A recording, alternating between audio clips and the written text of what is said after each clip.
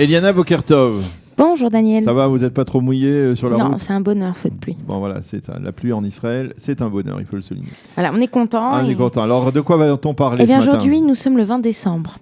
Et pour vous parler de ce 20 décembre et de cette date, je vous emmène dans les environs de Jérusalem, là où on a le Yar Kennedy, ça vous dit quelque chose? Kennedy, oui, voilà, sûr. donc un peu plus loin du vous sortez du Moshav Aminadav Avora. Et il y a aussi un autre Andarta, un autre monument qui cette fois-ci est à la mémoire d'une personnalité dont je vais vous parler aujourd'hui. Alors peut-être qu'on aura les images un peu plus tard, mais ce monument, eh bien, ce sont comme des touches de piano qui s'en vont dans le vent, et c'est donc de Arthur Rubinstein, le très très grand pianiste juif polonais qui a été un des plus grands virtuoses de sa génération, dont j'aimerais vous parler ce matin puisqu'il était né un 20 décembre 1982. Alors il est né à Lodz. 1882 à mon avis. 1882, ouais, exactement. Non, il est mort, pardon. Voilà, il est mort en 1982. Il est né en 1887, donc il est né. Alors, le 20 décembre, c'est la date de sa naissance? Non, le 20 décembre, c'est la date de sa mort. On va y arriver. Et donc, il est né à Lodz, en Pologne, dans une famille juive. Il va grandir à Varsovie, et c'est là qu'il va commencer donc à jouer du piano. Tout de suite, on le remarque. Et à l'âge de 13 ans, en 1900, c'est là qu'il va être. Voilà, donc là, on a une image de lui un peu plus tard dans sa vie.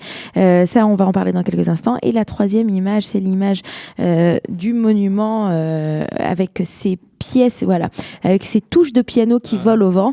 Donc c'est, comme je vous l'ai dit, on voit derrière les monts de Judée que l'on connaît si bien. Et donc, alors Rubinstein, à l'âge de 13 ans, il donne son premier grand concert à Berlin. Déjà, il se fait remarquer, et c'est ainsi qu'il va commencer à donner des concerts un peu partout, en Allemagne, en Pologne. Il est connu en particulier pour sa maîtrise de Chopin. Voilà, c'est sa maîtrise de Chopin qui le rend extrêmement connu.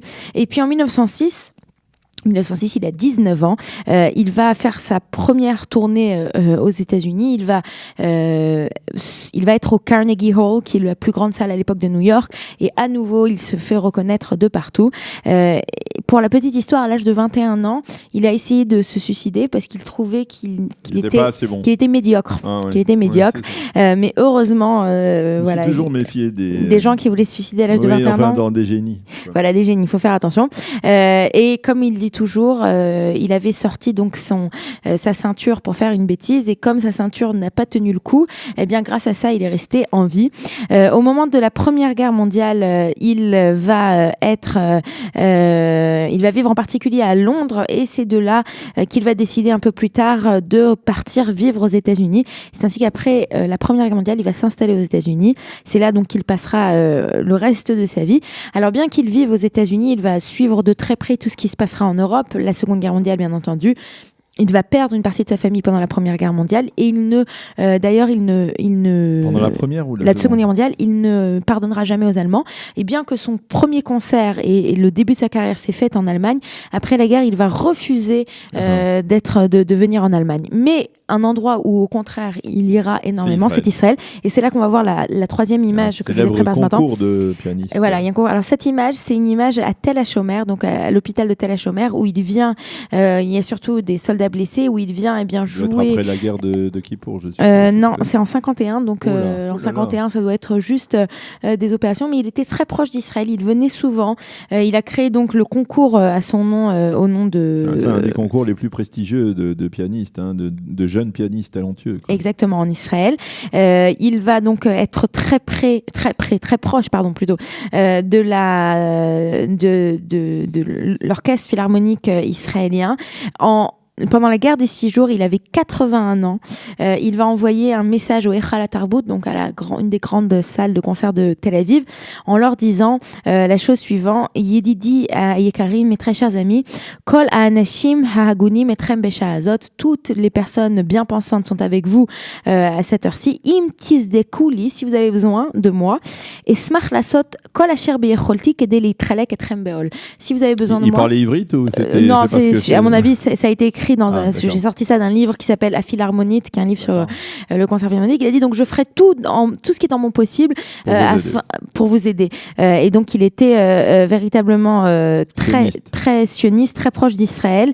Il va d'ailleurs il va mourir à Genève, puisqu'à la fin de sa vie il vivra en Suisse, à Genève. Donc en 82 il va décéder à l'âge de 95 ans. Oui. Et il va demander, donc son corps va être il va demander à être non pas enterré mais incinéré, et il va demander à ce que exactement, est-ce que ses cendres soient enterrées en Israël. Et son très bon ami était Teddy Kollek, donc le maire de Jérusalem, et il va emmener justement ses cendres et on va les enterrer à Mitzpeh Rubinstein, donc à cet endroit avec lequel j'ai commencé à vous raconter cette histoire ce matin, où l'on peut voir les touches de piano s'envoler dans le vent. Eh bien, voilà. Merci beaucoup, Eliana. C'était très intéressant de rendre hommage indirectement à Arthur Rubinstein, l'un des plus grands pianistes juifs des temps modernes. Merci d'avoir parlé de lui ce matin. Vous aimez l'histoire juive ? Retrouvez Eliana Gurfinkel dans Un jour notre histoire sur Studio Kalita. C'est tous les matins pour découvrir ensemble les événements et les personnages qui ont fait notre histoire.